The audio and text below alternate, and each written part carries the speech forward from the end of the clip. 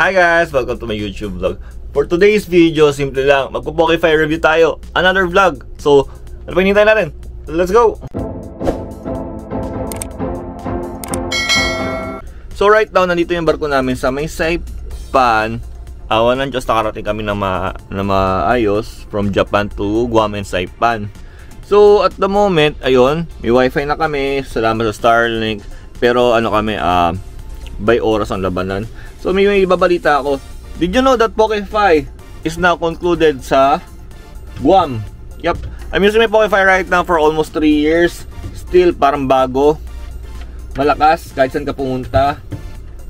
Kasi before, pag-usapan natin, tatakan natin to. Kasi before, yung Pokify is hindi siya pwede sa Guam and Saipan. Yes, ano siya, excluded. Excluded means hindi siya kasama sa mga services, coverage and everything. So, papaskill ko na lang dito yung mga coverage. 5 seconds. Ayan. So, nakalagay doon, excluded Guam, Saipan. Pero included ang Hawaii. So, right now is, nandito ako sa Saipan at the moment. Yan, di ba? Panalo. Nagulat na lang ako kasi I was like wondering, subukan ko kaya mag-Pokify. And then, turns out, kumagana. So, at the moment, titignan natin. Baka sabihin nyo, sinungaling ako eh. Dito kami sa Guam, ay sa Saipan. So, ang gamit nila is yung internet connection. So, I'm gonna use my cellphone. Yan, through connection. Kung malalaman natin yung speed, reliability dito sa Guam, Saipan. So, syempre, gamit nila is ITNE. So, ITE ang pangalan nila. So, at the moment, ayan, pinging na. So, luckily maganda siya kasi nga, kagaya namin, sabihin natin may starting kami na 4 hours. 4 hours, not bad. Pero consumable yon. So, di naman lahat ng oras, alam mo yon, may sisiksik mo yung oras mo para mapag-wifi.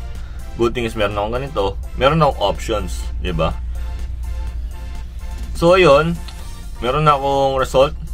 At the moment, meron silang 1.72 and then 2.13 sa upload. So, ayos na rin kaysa sa wala. Hindi siya ganun kabilis, hindi rin siya ganun kabagal. Sakto lang para mapag-message ka. Para saan to? Eh, Chips, meron ka naman akong wifi, ba't ka pa nagaganyan? Ginagamit ko to kasi nga, kaya sabi ko, consumable yung wifi namin. Kunyari, 4 hours lang siya, 1 hour per session. Kung naka 4 session ka na, wala na yun. So, hindi naman lahat ng oras, free time ako para just like 5 minutes lang gusto ko magbasa ng message. Hindi ko pwedeng gawin yun. Dapat may specific oras ako na pwede kong buksan para makontak ko yung mamahal ko sa buhay, ma-message ko, or do my business. So, yun.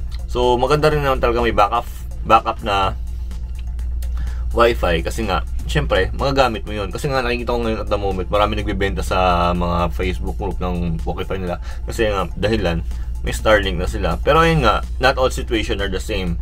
Yun lang sa akin, ayun ang point ko, magagamit na siya. So, yun lang. So, gumagana na siya sa Guam and Saipan, which is dating excluded. So, siguro, probably kaya siya gumagana na ngayon, kasi nga nag-update na yung Pokify from 7.7 program, ngayon 7.7.